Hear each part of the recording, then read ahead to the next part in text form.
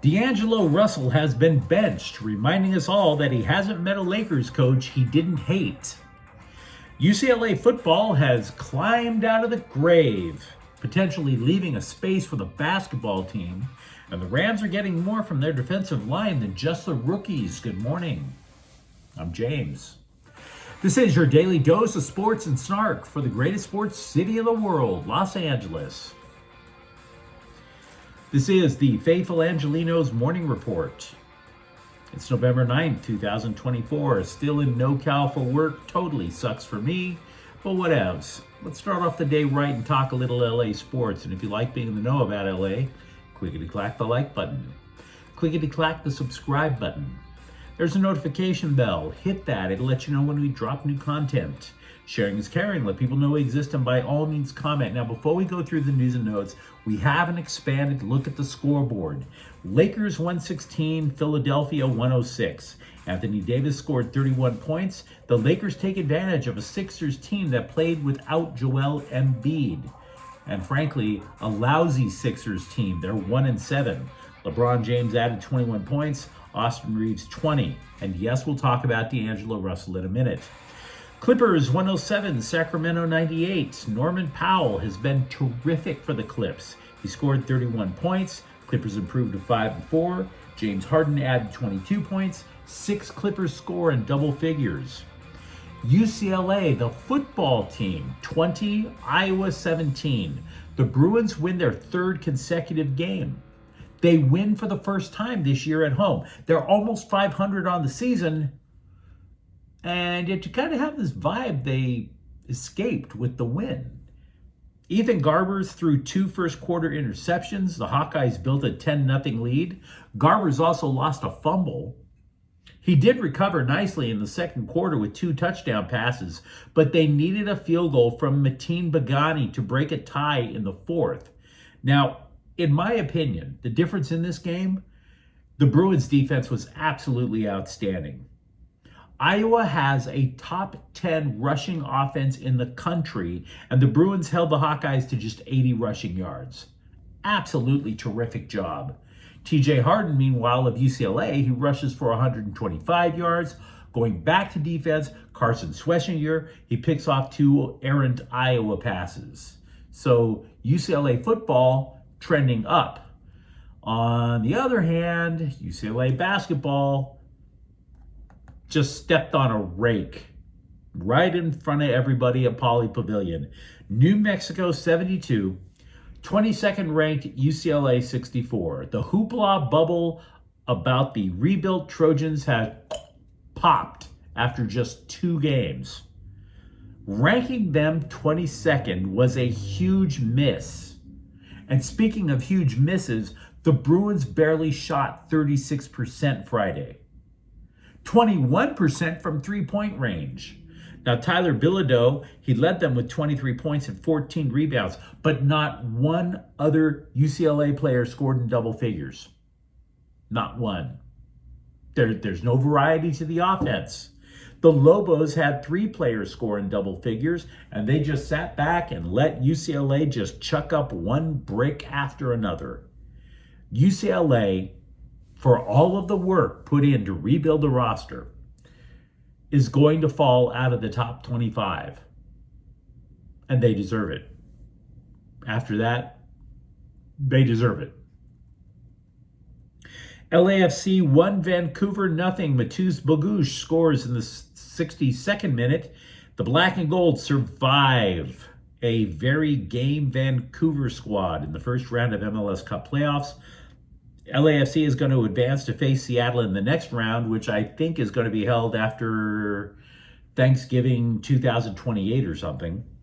Meanwhile, today, Toronto's at the Clippers at 7:30, and Columbus is at the Kings. Tanner Jeannot has been suspended 3 games for a very naughty hit to the head of a Vancouver player. It's the first time in Jeannot's career that he's been suspended. And let's get to the news.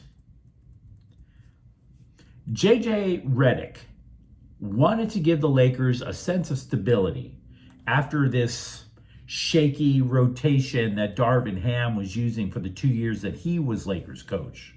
So Redick goes out, names a starting five before training camp even began.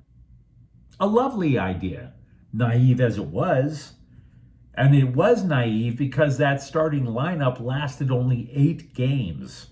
Cam Reddish got elevated to the starting lineup. The guy wasn't even in the rotation, let alone the starting lineup. He gets to the starting lineup over D'Angelo Russell because, as was reported during the Lakers' 1-4 road trip, Russell was slacking.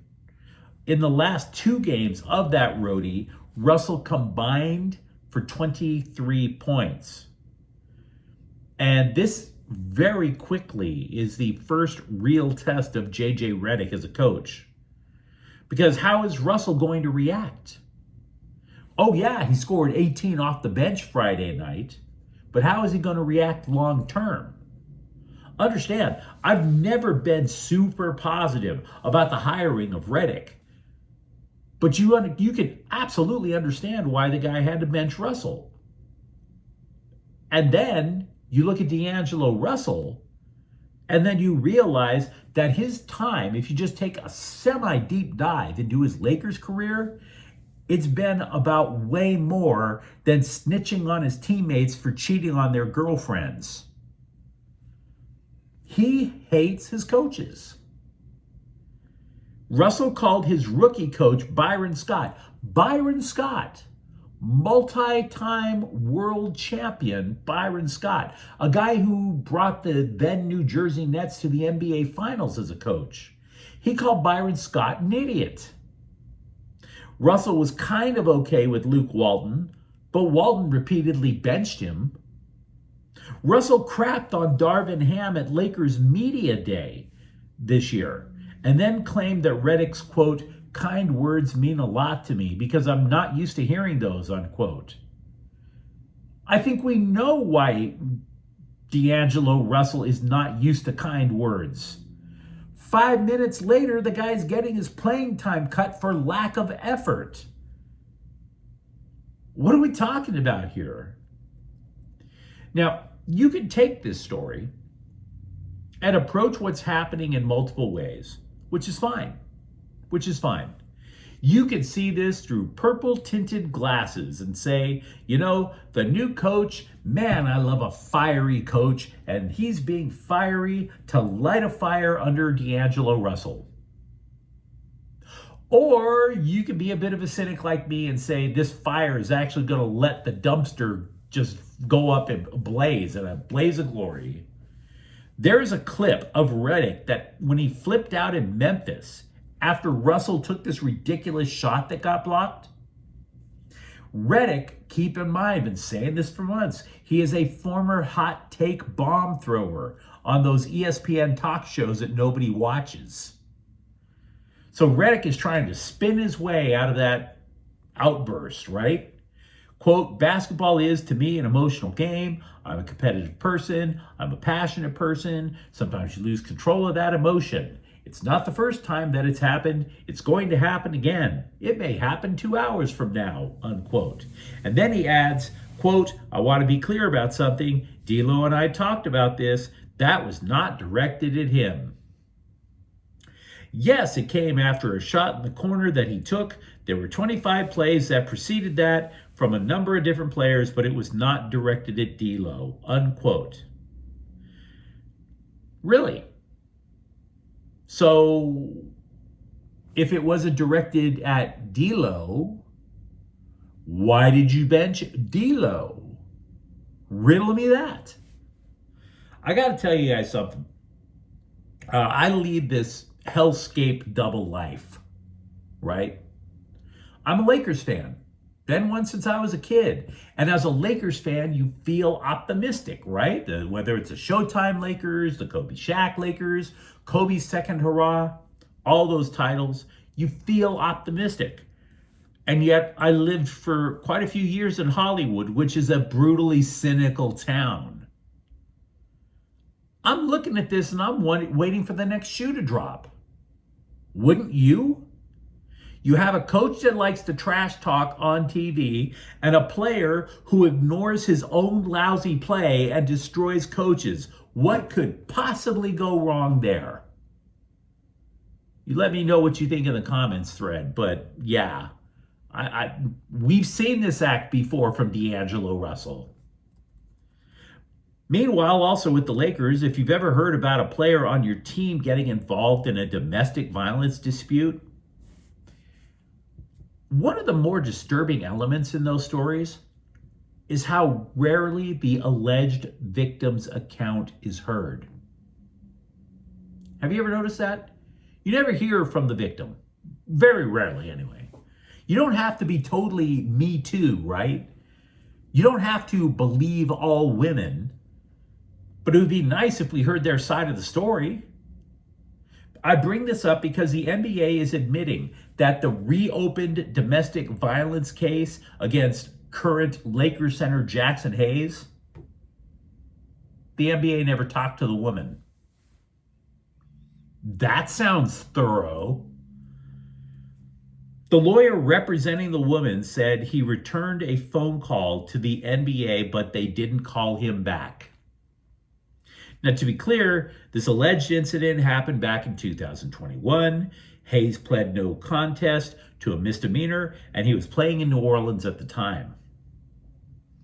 So we don't know specifically what happened, precisely this, that, or the other. But you don't even call the woman? It's not like cell phone calls are expensive, because nobody makes cell phone calls anymore. It's the data plan that screws you over. Text her. Something. No side of the story. In the last couple of weeks, I've been talking about how the Rams have climbed to within a half a game of first place in the NFC West. There's a wee bit more to it than that. They're actually 1.5 games behind the last wild card spot in the NFC. And I want to tell you an additional reason why. It's more than just getting healthy, although that's great. For all the talk about rookies Jared Verse and Braden Fisk, which is well-deserved, we haven't been giving enough attention to the second-year players on that defensive line. Do you remember what it was like in training camp? Oh, yeah, Kobe Brown, Byron Young. They had such a great rookie year, but man, are they going to be overwhelmed without Aaron Donald? That is not true. That is a big booty wiggling lie. The Rams rookies and second-year defensive players have combined for 16 sacks. And they've actually played terrific defense on coming out of their bye week in week 6.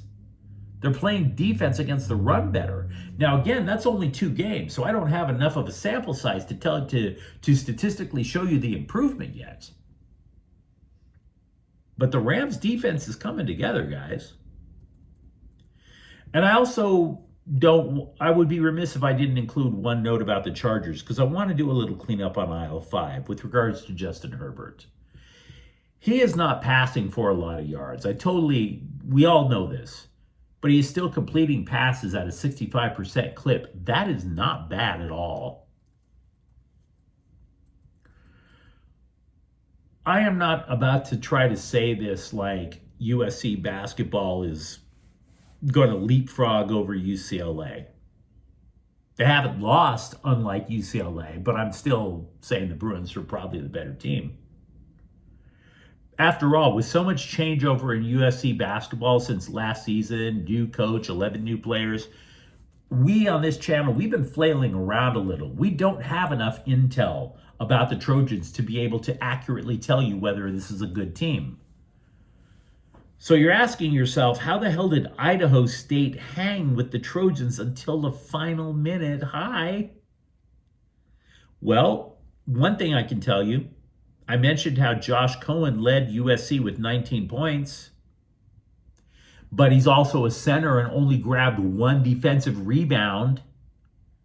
That doesn't help a lot. That's a waste of height.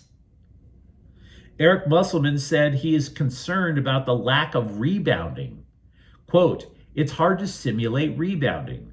I mean, we got 1,000,000 rebounding drills, but I think sometimes you get minimal out of that. You've got to go do it in a game. You've got to box out better, but we have to drill it because that's unacceptable. Our defensive rebounding tonight, unquote. But it's also a little more to it than that, than just say Cohen. The Trojans are a small basketball team. Cohen is 6'10", not bad. Most of the team tops out at about 6'6", 6'8". You've heard the phrase failing up. Oh, that person failed up, you know. And every time you hear about somebody failing up, it always reminds you of people that you hate, right? You're like, oh, hey, did you hear about Jeremy? How he showed up to work on shrooms and smelling of dead French hookers? Yeah, he's in charge of our paychecks now. He failed up, and you get mad.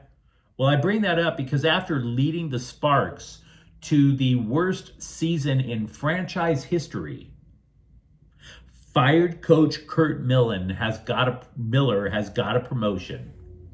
He's the general manager of Dallas in the WNBA. So well done. Stink up the joint with the Sparks. Move up in the world. Moving up in the world. It worked for your center with her Instagram account, and now it's working for you in the corporate world. But you let me know what you think in the comments thread. Talk to me about this problem that seems to be brewing between JJ Redick and D'Angelo Russell. For that matter, are you overjoyed with the UCLA football team, or are you in panic mode over UCLA basketball? And if you enjoyed the content, don't forget to subscribe to Faithful Angelenos. We talk LA sports every single day here. Thank you for watching. I'm James. We'll be back tomorrow. Faithful Angelenos is a Kian Corte El Queso production.